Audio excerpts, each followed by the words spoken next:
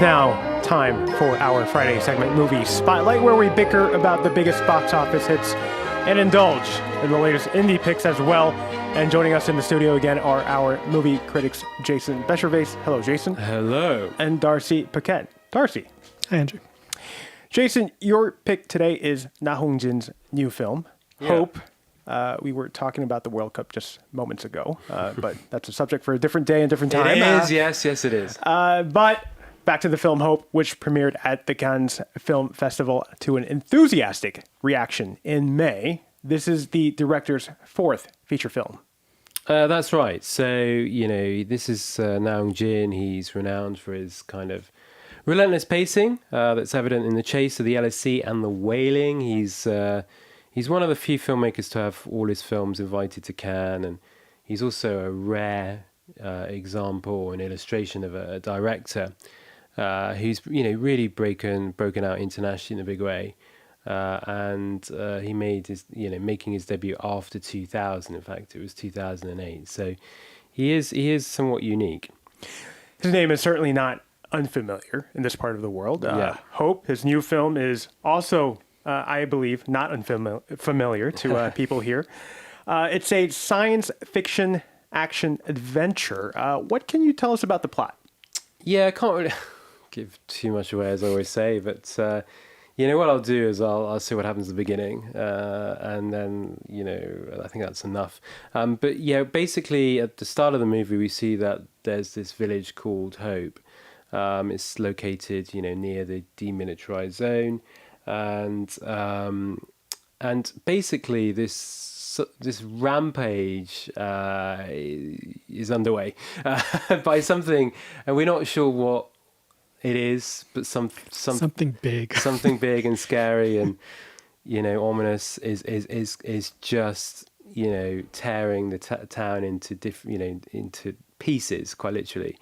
And we follow a few characters, chiefly a local police chief, Han Jong-min, a local called Sungi, played by Jo In-sung, and there's also a rookie cop, played by Jun Ho-yeon, who plays, she's not at the beginning, you don't see her, actually, you hear her, and then she plays an increasing role throughout the film. And then after 45 minutes or so, we have a clearer idea, and Na Hong-jin starts shifting gears. We were talking about this film, and Darcy mentioned how people were kind of divided. There were the people who were cheering after the screening, and then some people were just silent and wondering why they were there. Jason, what makes this film very special? Is it the acting, the writing? Is it the special effects? What is it? It's the special the special effects, I think, are probably a film's weak point. I think some people have kind of commented on that. Certainly the critics in Cannes weren't wild about the visual effects, but I think it's just such a wild ride. It just takes you in all sorts of different directions.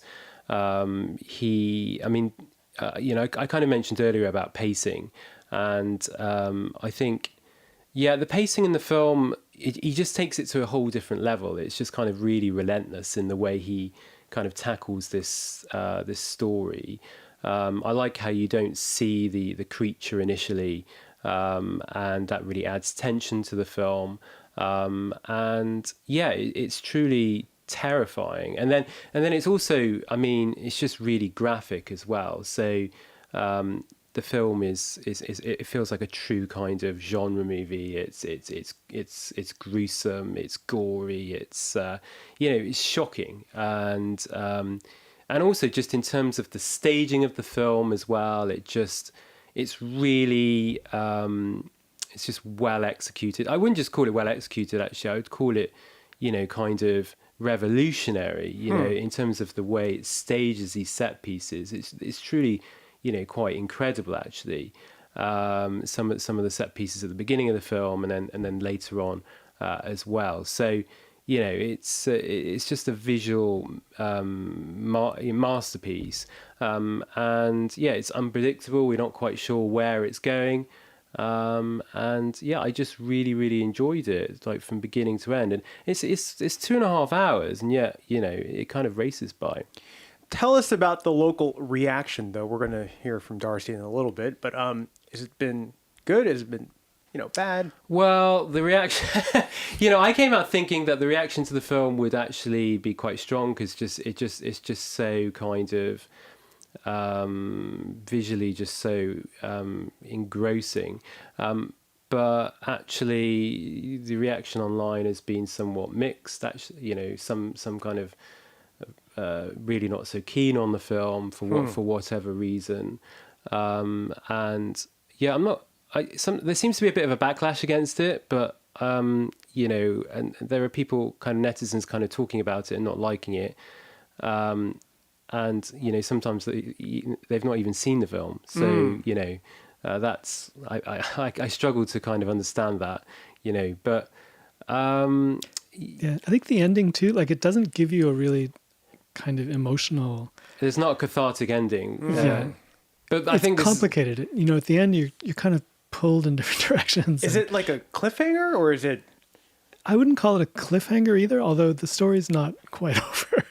I would say for sure at the end, but also just there's a lot of tension, and I mean, part of you expects that there's going to be this huge climax, and then everything's going to kind of sort itself out, and then you're going to feel this sense of catharsis at the end, and it denies you that. Like, Is that kind of why some people might not like this, or perhaps I guess it depends on what you're looking for in the film, because it'll appeal to some viewers a lot, and other viewers it just won't be their cup of tea, and so it has to find its audience, I think. who are going to be the watchers that are more excited about this film?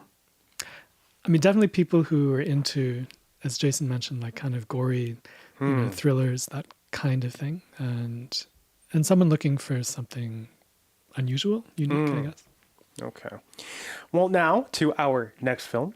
Darcy, this is a low-budget Korean film that you have picked for this week. This is about two struggling filmmakers. The film is co-directed by its two leading actors.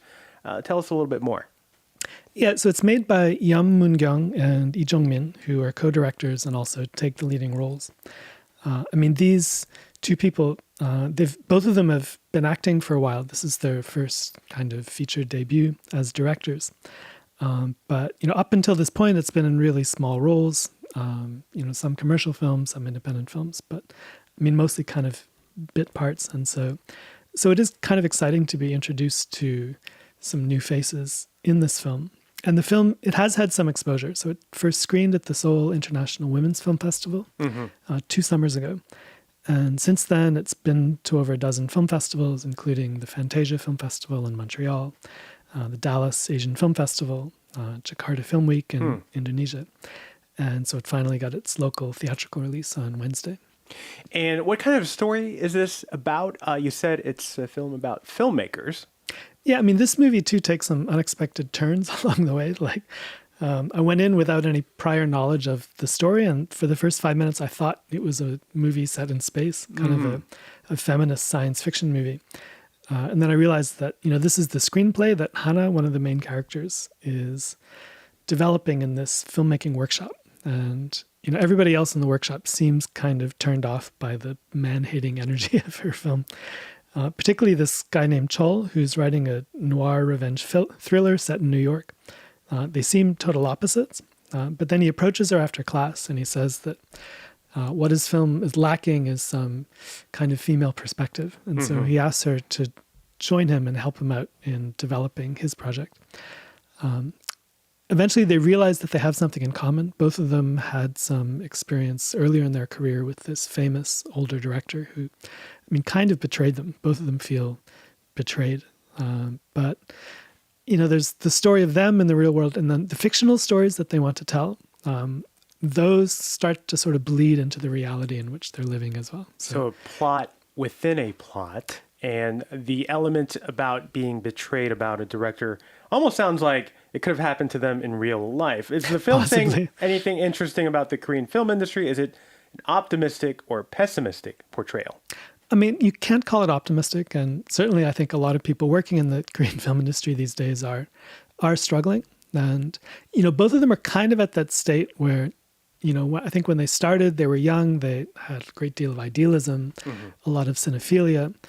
And, that energy is kind of coming up against, just the struggle of surviving in the film industry. And yet you do feel that both of them still do love films in a really kind of genuine way. And that comes across in the story as well. Was there like a tinge of cynicism then almost, or? A bit, yeah. I think that it is a mix because it's cynicism together with you don't get the sense that they're cynical about film and about the ideal of wanting to make films and to share stories with the audience. But definitely they are a bit cynical about the reality of filmmaking. Tell us about the two actors and whether or not their acting is worth keeping an eye on. It is. The actress, I'd seen her face before in one other film that I'd seen a few years ago. And, you know, despite that not being a very big role, I really remembered her face. I think that she has a look that you remember. And the two of them, they have a good kind of camaraderie, I think. And, you know, maybe that comes from the fact that they're making the film together. And, but yeah, I mean, they don't overact, you know, they don't ever give the sense that they're trying too hard to be likable or anything like that. They're just kind of inhabiting their own type of characters. And then, you know, as we watch the film, we get quite drawn into their stories. Jason, I know you haven't watched this film, but No, as much as I really want to. From what you've heard from Darcy, what are your thoughts? Well, I mean, I think films that, you know, kind of look at the industry and they're always I mean, Korean directors have always they always find interesting ways to kind of capture, you know, the environment and that they work in. And yeah, no, it's really, so I'm really intrigued to kind of catch it. I mean, independent films are, you know, a real exciting area of the industry. So, and I was really gutted to be not able to kind of see it. And science fiction is a genre that directors, speaking of which, you know, hope that it's a movie that people, I mean, directors love to watch. Sorry, they love to work in and watch movies. And yeah, it's very hard to make them work for audiences here, as illustrated with Hope. So yeah, it's very keen to see it all. Yeah, for sure. That's it for today's movie spotlight. We had in the studio, as usual, Darcy Paquet. Thank you, Darcy. Thank you. And Jason Bechervaise. Thank you, Jason. Yes, thank you for having me.